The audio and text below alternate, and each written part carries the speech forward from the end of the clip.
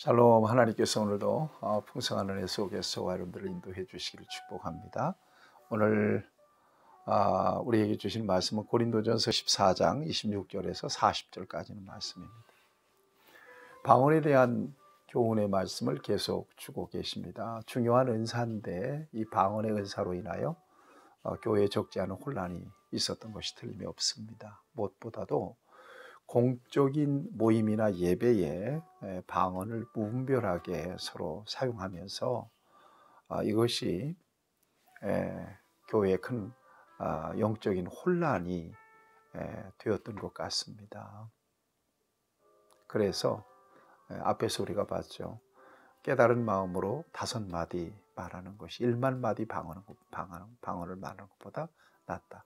방언을 유창하게 말할 수 있는 그 사도 바울이 그런 선언적인 이야기를 하면서까지 강조해서 이 방언의 은사에 대한 교훈을 지속해서 말하는 것을 보면 이것이 고린도 교회에 굉장히 중요한 은사로 인한 중요한 문제가 되었던 것이 틀림이 없습니다. 오늘 본문 말씀에서도 26절에 보면 그런즉 형제들아 형제들아 어찌할까 너희가 모일 때에 모일 때 문제예요. 모일 때 각각 찬송시도 있고 가르치는 말씀도 있고 계시도 있으며 방언도 있으며 통역함도 있나니 모든 것을 어떻게 하라고요? 덕을 세우기 위하여 하라 그랬습니다. 은사의 활용의 원칙, 덕을 세워야 된다는 것입니다. 덕을 세워야 된다는 것은 많은 사람들에게 유익돼야 한다는 것입니다. 하나님께 영광이 되고 은사가 자랑이 돼서는 안 되고 자기 은사가 우월하다고 여겨서 자꾸 이렇게 자기에게 주신 은사를 자꾸 나타내려고 욕심껏 나타내려고 해서도 안 되고 이게 덕을 세우는 은사 활용입니다. 이것을 계속해서 강조하고 있어. 앞에서도 계속해서 반복적으로 지속적으로 강조하고 있지 않습니까? 네, 그래서 방언을 하려거든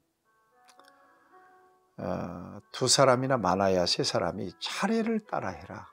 2사람이나 많으면 3사람 제한을 두는 것은 방언을 말하는 모두가 다 방언을 말해서는 안 되겠다는 것입니다. 그러면 교회의 질서를 잃어버릴 수 있는 거니까 정해놓고 2-3사람 정도 얘기하고 한 사람은 반드시 통역을 할 수 있어야 된다는 거예요. 통역을 붙여서 방언을 할 수 있어야 된다는 것입니다. 다른 사람들이 알아들을 수 있도록. 만일 통역하는 자가 없으면 방언을 말하지 마라. 방언을 금하고 있습니다. 예언이라고 하는 것은 하나님 말씀을 전하는 거잖아요. 예언의 말씀도 29절 이하에 보면 2이나 3이 말하고 이것도 제한을 두었어요. 누구든지 하나님 말씀입니다 하고 감동되는 대로 막 말하지 말라 그러는 것입니다. 그리고 다른 사람은 곁에 앉아서 분별해라. 그리고 먼저 말하는 사람이 있으면 한 사람은 좀 잠잠하게 듣고 분별하고 좀 듣고 있어라. 뭐 이런 이야기입니다. 그러니까 질서를 강조하고 있는 거예요. 공동체이기 때문에.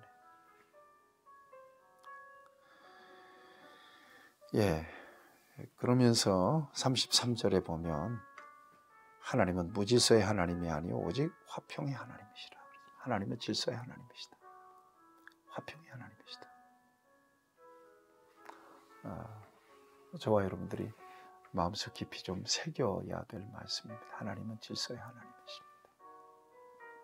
교회 안에서 은사를 발휘하거나 아니면 교회에서 봉사를 한다거나 또 주님의 일을 감당하게 될 때에 정말 영적인 질서를 잘 지켜서 균형 잡힌 신앙으로 이렇게 섬기게 될 때, 발휘하게 될 때 이게 교회의 유익이 되죠. 하나님께도 영광이 되고 본인에게는 또 복이 될 거고요. 목회자에게는 아주 큰 힘이 될 겁니다. 여러분 은사 잘 잘 발휘하십시오. 그래서 정말 여러분들에게 주신 은사가 교회에 큰 유익을 끼칠 수 있기를 바랍니다. 34절을 보면 여자는 교회에서 잠잠하라. 왜 여자는 교회에서 잠잠하라 그랬을까요? 바울은 여자를 차별하는 것일까요? 그렇지 않죠. 당시의 상황을 보면 특별히 여자분들이 주로 이렇게 은사로 인하여 여러 가지 문제를 일으켰던 것 같습니다. 그러니까 이렇게 제재하고 있습니다. 35절 만일 무엇을 배우려거든 집에 가서 자기 남편에게 물을 지니 여자가 교회에서 말하는 것은 부끄러운 것이라. 무슨 말인지 여러분들이 좀 잘 새기고 이해할 수 있으면 참 좋겠습니다.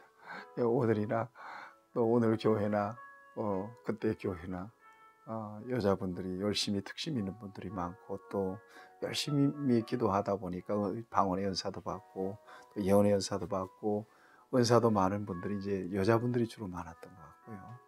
그러니까 특별히 여자분들을 거명하면서 이렇게 제재를 하고 있는 것을 볼 수가 있습니다.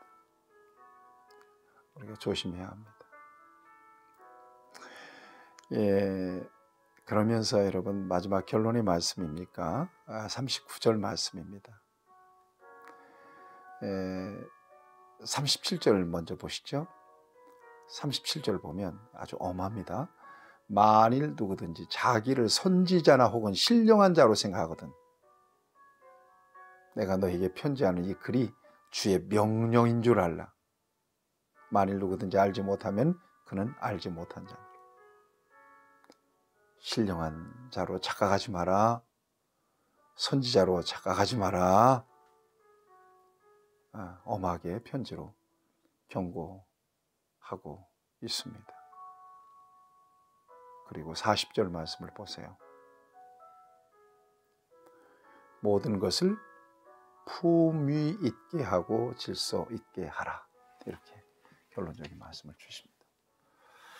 그러니까 그 부분에 있어서 은사 활용에 문제가 있었던 거예요. 품위 있고 질서 있게 하라고 마지막 결론적인 말씀을 주시는 걸 보면 은사는 좋은 것이로되 유익되게 사용하지 못하고 덕스럽게 사용하지 못한 것이 고린도 교회의 문제가 되었던 것 같습니다. 오늘 우리는 이 말씀을 교훈 삼아서 어떤 은사를 통해서 하나님을 섬기든지 정말 품위 있고 질서 있게 덕을 세우며 은사를 활용할 수 있어야 되고 또 은사를 드러내서 하나님께도 영광되고 또 우리에게는 큰 축복이 되는 그런 은사자로 살아갈 수 있어야 될 것입니다. 여러분에게 깨닫는 은혜가 있기를 축복합니다. 하나님 은혜를 감사합니다. 오늘도 은사 활용에 대한 소중한 교훈을 우리에게 주셨습니다. 주님 안에서 우리에게 주어진 귀한 은사를 정말 바르게 활용해서 하나님께 영광되고 교회에게 큰 유익이 되도록 하나님 앞에 쓰임받는 우리 모두가 되도록 인도해 주시옵소서. 예수님의 이름으로 기도드리옵나이다. 아멘. 네, 여러분들을 축복합니다.